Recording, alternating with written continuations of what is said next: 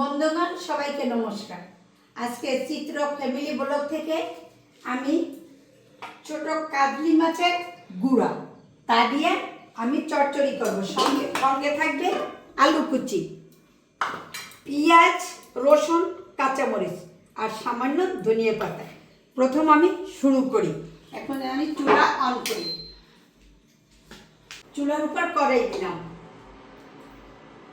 কড়াই দিয়ে সরিষার তেল ঢেলে দিলাম।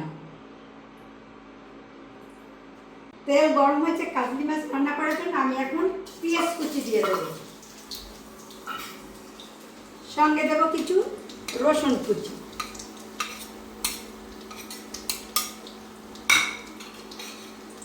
দেব 2টা কাঁচামরিচ।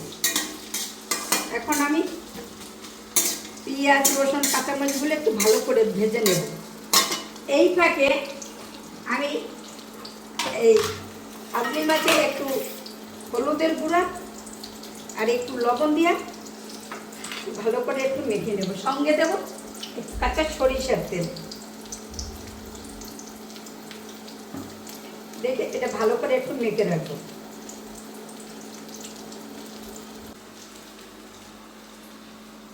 পেঁয়াজ ভাজা হয়ে গেছে, এখন আমি আলু কুচিগুলি দিয়ে দেব।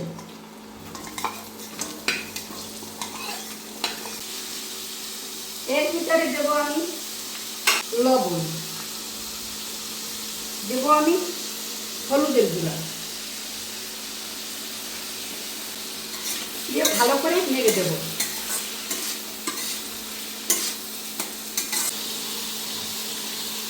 আলুগুলি আমার ভাজা হয়ে গেছে, লাল হয়ে গেছে, ভাজা করে লাল হয়ে গেছে। এখন আমি এই মাছগুলি দিয়ে দেব।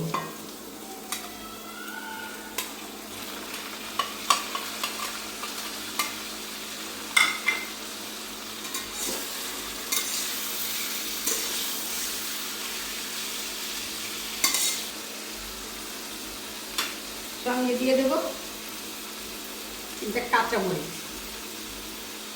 কুচানো ধনিয়া পাতা,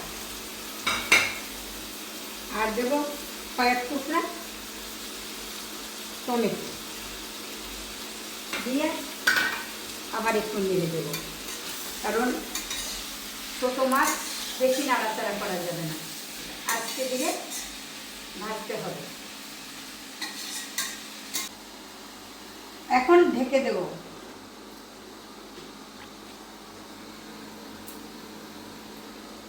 হ্যাঁ, আমার ভাজিটা খুব সুন্দর করে তরকারিটা খুব সুন্দর হয়ে গেছে। ওখানে সবটার সাথে সবটা মিলে গেছে। মাছগুলি খুব সুন্দর করে ভাজা হয়ে গেছে। এখন একটা আমি নামিয়ে ফেলাবো। আগে আমি চুলাটা অফ করে নিই।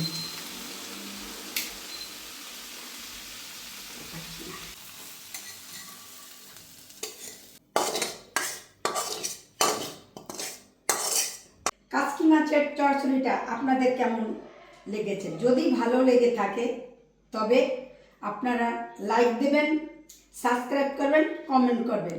সবাইকে ধন্যবাদ, নমস্কার।